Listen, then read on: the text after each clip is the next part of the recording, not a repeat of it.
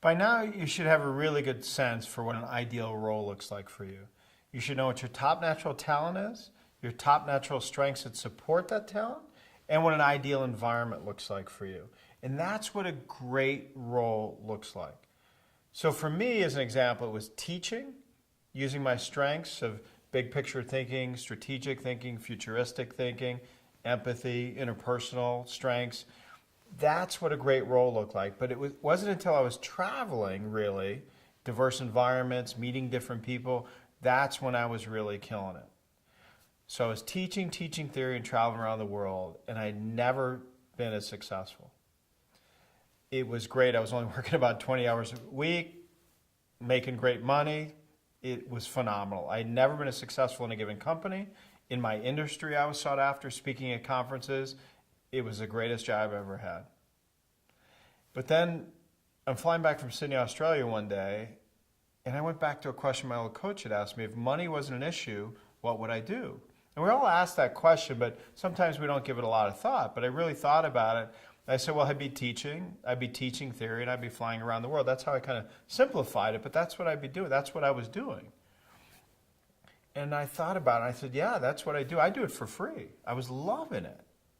But then I asked the next question. I was like, but would I be teaching technology? And it only took me a second to say no. I was like, wait a minute.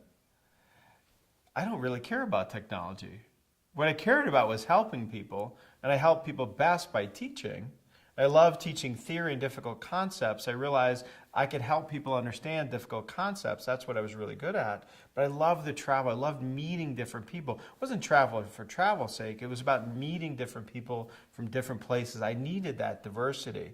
Having to work in the same environment all the time, I really struggled. So it was the best job I ever had. But I realized technology had nothing to do with it. But then I thought, wait a minute, if I could be that successful teaching technology, what could I be phenomenally successful at, but really love what I was doing? Something more meaningful, something more fulfilling. I realized I was getting that in my personal life, but not in my work life. So then I thought about it. I thought, well, what do I have dinner conversations about when I'm hiking with a friend or mountain biking? What do I think about? What do I read about? What do I care about? I thought, well, like 98% of my bookshelf was human nature, philosophy, sociology. That's what I care about. But God, do I have to go back to school to learn that stuff? I don't want to go back to school. I hated school. And I thought, God, that's what everyone thinks they have to do, is they have to go back to school. But I have this knowledge, I have this capability. What can I do with it? And then that's when the next epiphany hit me. Wait a minute. I just spent 5 years of my life chasing down this problem. How did I get here? What happened to schools? How come they didn't get me in the right place? How come they didn't help me understand my talent, my strengths? How come my parents didn't help me understand my talent and strength? How come they teach us that getting a good education, getting a good job is the answer versus understanding our talent? So I spent so much time reading books and dogging pages and highlighting things, pulling news clips and doing all this work. I was chasing my own curiosity. I was curious about my own problem, but I was curious about how everyone else fell into this as well. And I realized about 95% of the world ends up in the wrong role because they don't pursue this. And I realized that's what I need to be teaching.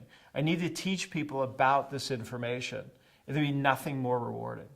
So I realized that what I should be teaching should be tied to my passionate curiosity. And that's when I realized what Einstein had said about he had no particular talent, he was only passionately curious. And I realized that's what all the greats did as they chased their passionate curiosity. Whether it was Hemingway, who chased his passionate curiosity about life adventures, and he wrote books about it, so he was a talented writer, but he chased his passionate curiosity. Mozart loved music, but he wondered about how musical notes came together. That's what he wondered about. That's what he was passionately curious about, and he brought that back to the world. So what I was passionately curious about is understanding what makes us unique. What is our collective combination of attributes that makes us great?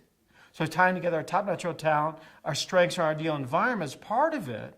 But it's when we put that to work on our most passionate curiosity is when we leave our mark in the world. And that's what everybody should do. Most people have no idea what their most passionate curiosity is about. We have lots of curiosities. But all the great discoveries in the world, all the great products and services came because of those that chased their most passionate curiosity. And that's where we have all the great things in the world. But most of us don't realize what we're most passionately curious about. Do you know what you're most passionately curious about?